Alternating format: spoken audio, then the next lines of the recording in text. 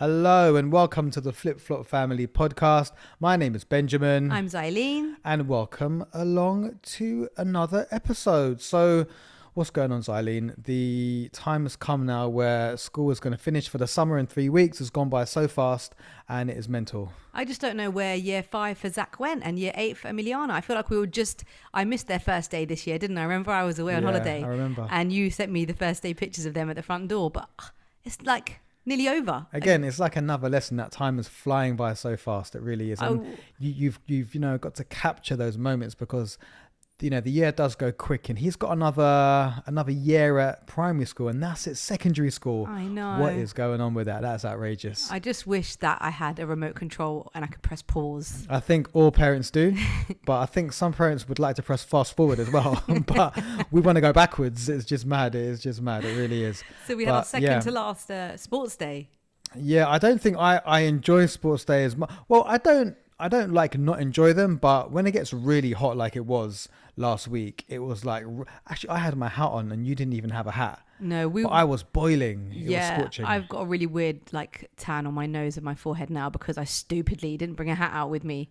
Yeah, it was really hot. But we bought our chairs, which is a very good thing. So any parents out there that are going to go to their sports days, a massive tip: if it's a hot day, bring a chair, because you can relax and you can watch your little ones running around and have fun. I saw so many parents looking at us going like, oh my gosh, why did I not bring my chair? I mean, to be fair, the lady next to me brought a cooler box. It's true. Had a chair, a cooler box. She had drinks. She had fruit. I was like, this woman she's got the right idea. Yeah, she I literally think next hit year, up M&S let's get on the way. cooler box out. Yeah, she had everything. Literally, her kid just came over and pointed to his belly, and she just provided him snacks. Put out a full 3-course meal. Yeah, and it was the second to last time that we can take part in the parents' races as well. To be fair, I feel like I'm getting older and I just can't handle it anymore. Although we do pretty well, you and me. I mean, this year we both participated and we both came in a respectable place. Yeah, it was second or third. Where did you came? You came second or third? Yeah. Second or third. I was kind of leading the race, and then towards the end, I could see on my right hand side some dad was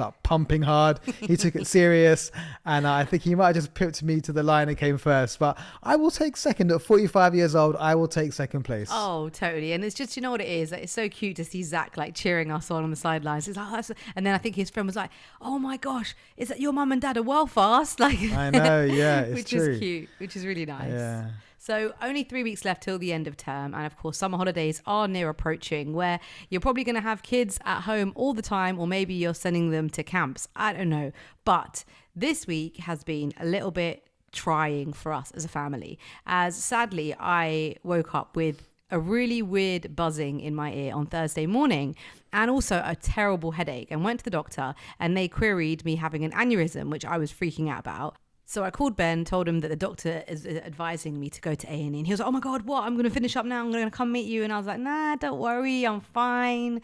I don't think I have an aneurysm, but this weird buzzing in my ear is odd. So I'm just going to go." 8 hours later, they did a CT scan, no aneurysm, but I still have a buzzing in my ear, and it's been a really difficult weekend. I've had vertigo and this weird tinnitus, and I think it's just it's been a bit hard on the family. I think. Yeah.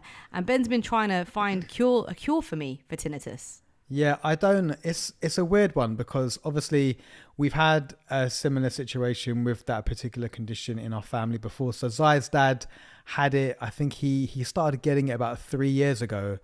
Was it about 3 years ago? I don't know. I don't think it was even that long. I don't think it was even that long. Oh, less than that. Yeah. Okay, so he kind of got it not so far back, and he describes it as just a constant ringing in his ear, which is enough to really drive anyone crazy, right? Yeah. So we kind of looked into it really over the past week, and it seems like it is something that there's no specific cure for it. I think what people do is they either try to kind of mask the sound that they can hear, or they just kind of get over it and they just get used to hearing that sound, which must sound awful, because if you're in your bed at night time and you're trying to go to sleep and you can hear this random sound in your ear, wouldn't that just drive you crazy? Yeah, it does, babe. It really does. I can't understand how anyone can just get over it. How do you just get over that? Yeah, it's very distressing. And what I found most surprising is that when you told me the stat that like 1 in 7 adults experience persistent tinnitus. Yeah. And that's like really like about 5 million people in the UK. Yeah, so it was 15 to 20% of people actually get this condition. And it's like, I've only met your dad that's got it, and now you, but I've never ever met anyone before that's just had this random ringing in their ear.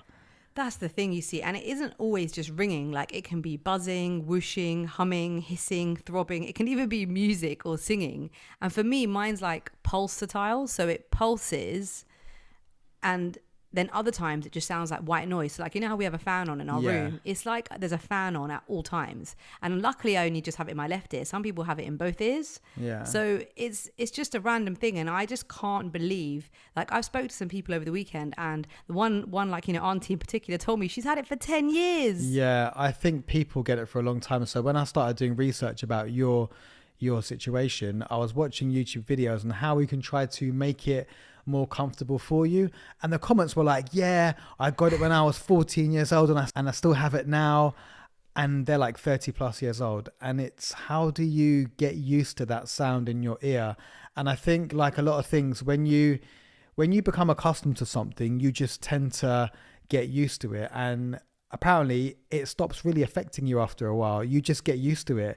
It's like when you hear a house alarm going off, it's like for the first minute it's like really annoying, but then I swear you can't actually hear it after, like, you know, 2 or 3 minutes. Although it's still going off, you just can't hear it. You know what, I must admit, when like even when I spoke to the GP, I was like, you need to refer me to ENT. She's like, Zaileen, you've had it for a day, we're not going to refer you to ENT after a day of tinnitus. She's like, you know, I think it will subside, give it a week or two. And I was like, what, a week or two? And then when people are telling me that you know, you just don't hear it after a while, I didn't believe it. But I must admit, I've had it for now 1, 2, 3, I've had it for 4 days, and I must admit, it isn't actually bothering me today as much as it did on day 1. But if you try to listen out to it, can you actually hear it?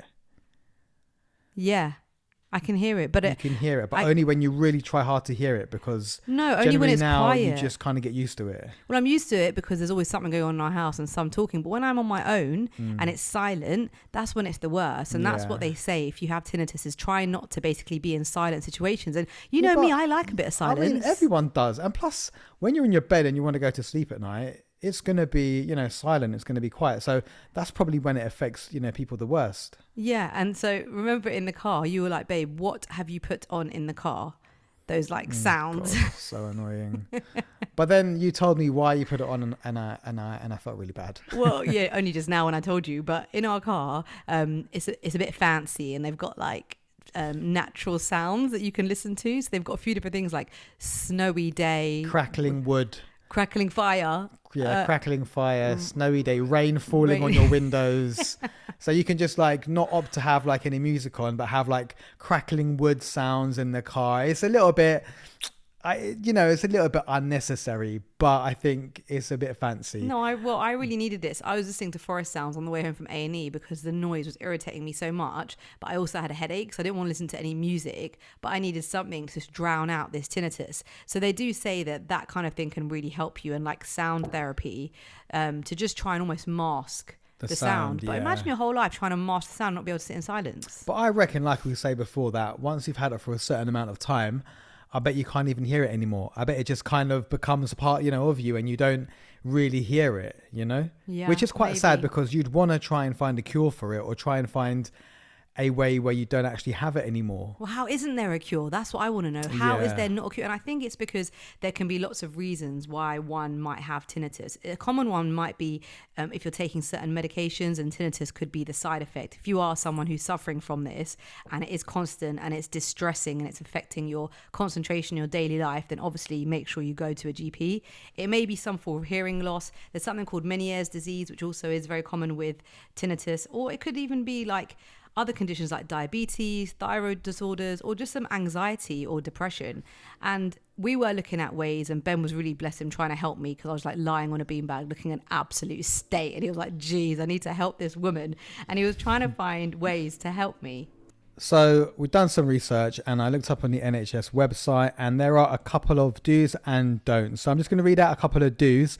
So if you do suffer from this random horrible condition, do's, right, try to relax. So a bit of deep breathing or yoga may help you.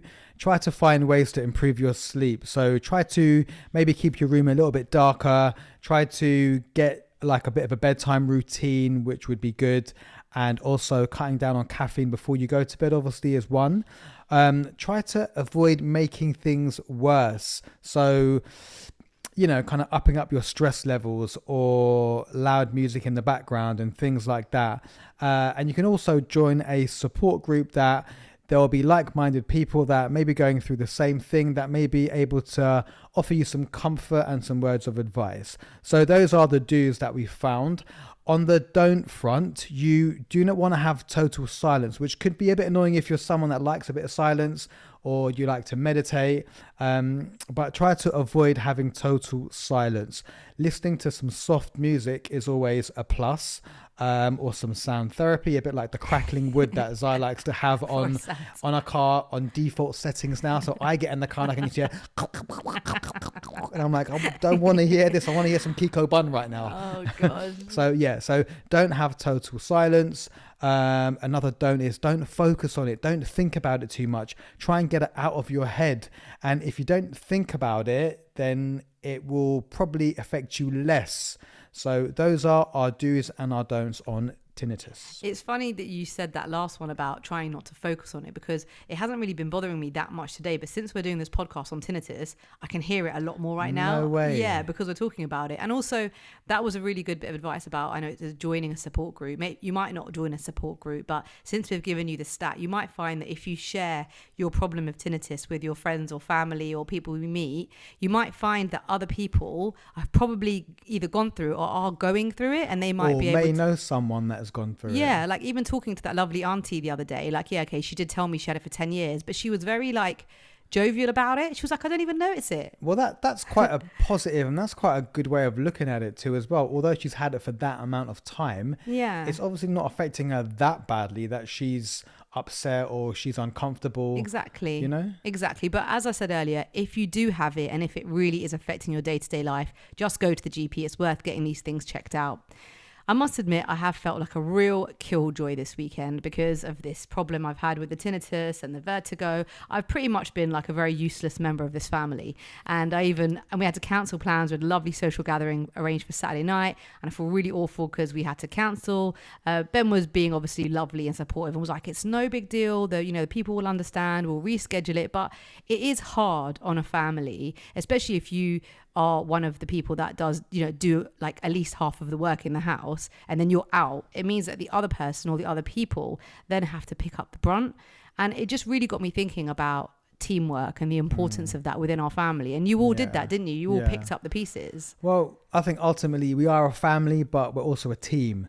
And within a team framework, if one of the team members goes down or is not feeling well, then it's on the other team members to pick up the pace and to pick up the workload, right? So that I feel also relates to a family. So if you have a family of four like us that kind of, I wouldn't say know our roles, but we know what we all do to try to pull together to make things happen, right? So with the cooking and the housework and all those things, right? We know who does what. So like, say for example, if you can't cook because you're not feeling well, the other team members need to step in. Yeah. And that's what bonds us, together as a family. And I think it's important that the kids experience that, because for them, it's almost like a life lesson that you're going to be in a team situation a lot in your life, and you're going to come up against situations where you've got to go above and beyond what's expected of you. So because of that, you need to step up. So I feel like they get these lessons when one of us is not feeling too well, and I think it's a good lesson as well. No, I totally agree. I think when you're in a team or in a family, even though only one person has fallen ill, the whole team feel it, and that's kind of the most important thing. And I think in hardship, we gain closeness, we gain empathy, and also perspective on what everyone does in the family and how hard each member of the family works to make the cogs turn. And it was really lovely because Emiliana cooked some lovely, those lamb sheet kebabs that were our dish of the week a few weeks ago. I'd like to just step in there. She didn't cook them. I cooked them. But on the barbecue. But I mean, it still takes a skill to cook. No, I've got to give a shout out to Emiliana because she made these lovely kind of seat kebabs, which are these long kebabs, which are, you have like a number of different herbs that go into it. So I was basically explaining to Emiliana from the sofa how to make it, and she was full on hands on in the kitchen, getting the mixer out and like getting the mince out and doing all the work. And then she gave it to me on a tray, and I got into the barbecue in the garden and I got them on, and we had a lovely, lovely meal. And again, just an example of how you have to step up. So Emiliana knew that, look, mum's not well today, and she's the one that does, all the cooking. Well, she does like, I'd say 80%, maybe 85%. Yeah. So she just felt, look, I can step up and I can get it done. Yeah. And then I cooked. So, it's just a way for them to understand about teamwork. Exactly. And when one player's down, we all have to come together to pick up the workload and pick up the slack. It is a beautiful thing. I think, and I was a really good supervisor, which you always tell me I'd make a really good supervisor. I've always said you would be the best supervisor out there, because when we're doing work together, you are not only the person working, but you also work and you have time to supervise me as well. I know, look which at those is skills, brilliant. babe. I mean, the talent is endless with you. It really is. It really is. And she also did us blueberry pancakes this morning. So Minnie's been on a roll with her cooking, which has been lovely. And you've basically been doing everything else. So the dropping, the picking, the clubs, the washing hasn't really faltered because you're normally the laundromat anyway. So the clothes have been washed and there's lots of laundry available, which is good. But it's not just about within a family doing the physical things. That emotional support is also really important, and checking in and showing kindness so that the person who is feeling unwell doesn't feel like a burden. Because that's one thing I really hate, is because I don't think I get sick that often, but when I do, I hate that I can't, because I'm quite a kind of go-getting kind of person. I'm up and go. I just get things done. Yeah.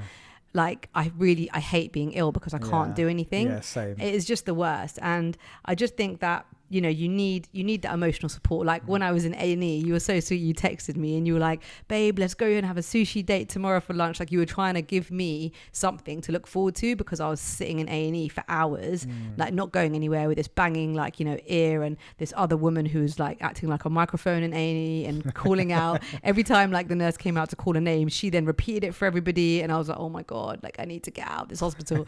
But having sort of knowing that, we might have a little sushi lunch the next day to look forward to, that really helps, Yeah, of course, yeah. And Zach coming up and giving me his little Rupert teddy, to cuddle while I was sleeping, and Emiliana checking in every so often with a bottle of water, like all those little things, they speak volumes, those actions. And I just think it's so important that your whole family does realize that you are a team, and if you all just pull together and you all lean on each other, it's a beautiful thing. And like you said, it builds resilience for sure. So that's really important. Another thing to think about too as well is that when you're self-employed, you don't have a contract, so you don't have a company that will pay you for sick pay, or kind of cover you when you're not well. So if you're someone like myself who's actually self-employed, it's quite a worry that if I ever did get sick, how would I be able to contribute to the bill? So that's why it's very important that you have things in place like life insurance, health insurance, working insurance, so that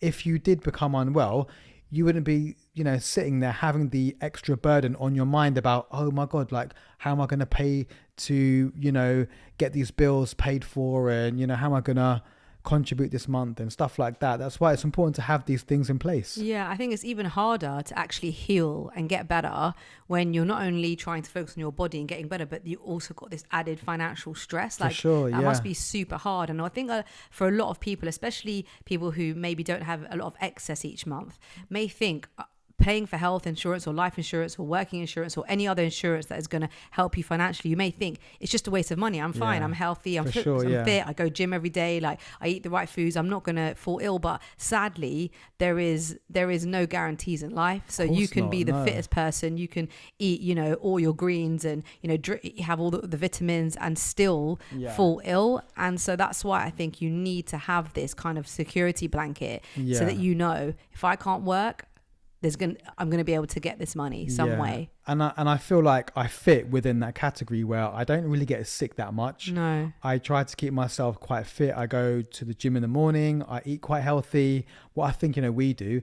And I think you're quite responsible as well. Like, although you love playing football, like you stopped playing football on Sunday evenings because you, like a lot of younger people play, and you were like, if I get injured. Yeah, it gets a little bit kind of heated. And I always like think to myself, God, like if I get injured, I can't go to work, which means that I can't save money. I can't pay for things. Yeah. So for me, my health is really important. Yeah. So that's why I started to stop playing football as well. Yeah. And as much as you love it, that is wise because, you are your own boss and you have your own business. So, but that also comes with a lot of responsibility and added stress. So, and also if you've got kids and you've got a family, you've got responsibility. So you have to, even though like you might think, I'm really fit, I don't need to have all these insurances.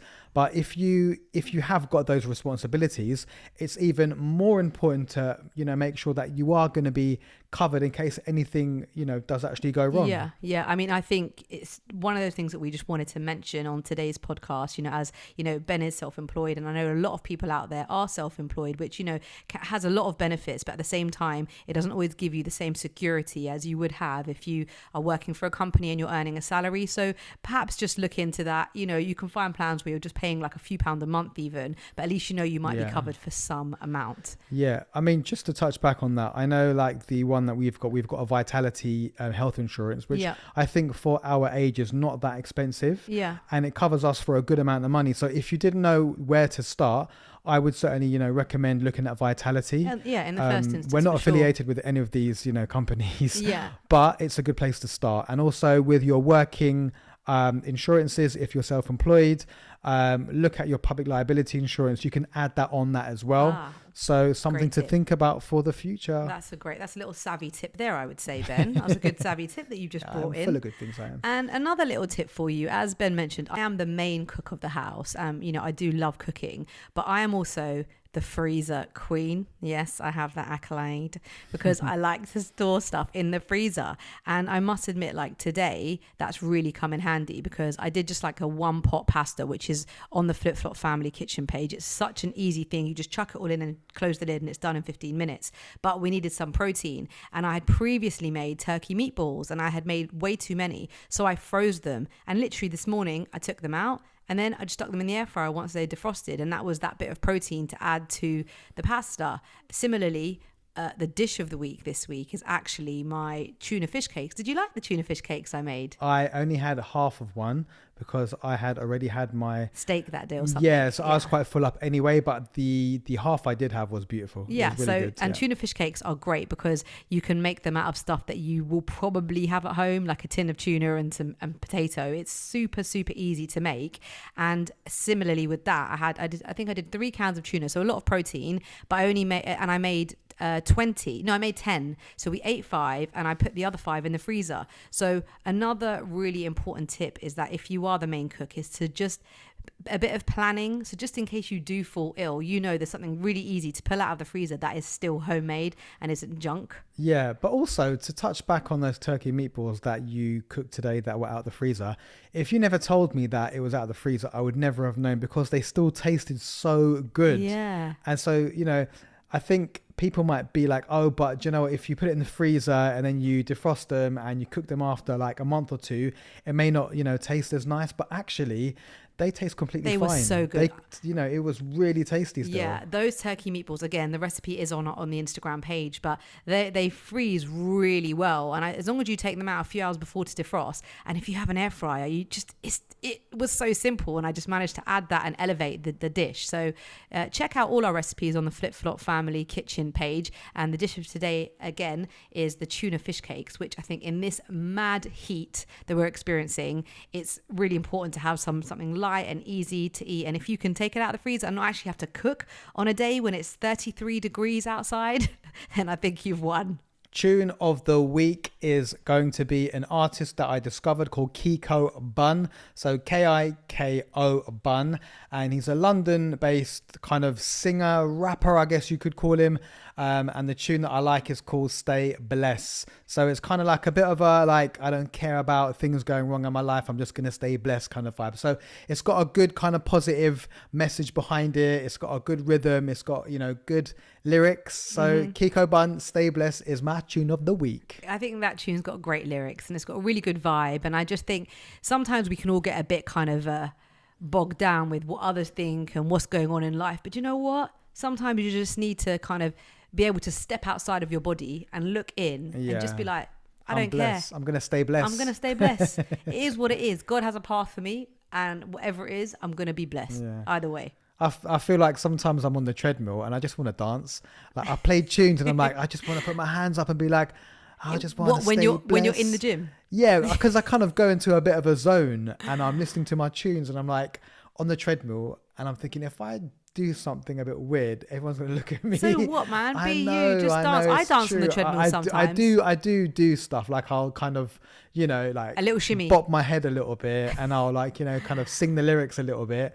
But you know, sometimes I just want to stop the treadmill and be like, yeah, and you start dancing and stuff. Oh gosh, yeah, you should definitely do that. Yeah, maybe I will. You know, there'll be one millennial in there who'll film you, and then you'll go like viral for being like the crazy in the gym. It'll be hashtag who's this weirdo, this old man weirdo on the treadmill singing to some weird song. Actually, you just reminded me. I wanted to touch on from our Friends episode of the Flip Flop Family podcast. We tried to have a little drive to get Ben some friends. Do you remember? Oh yeah. And I wanted to let you all know that Ben has a new friend, and she goes by the name of Meta.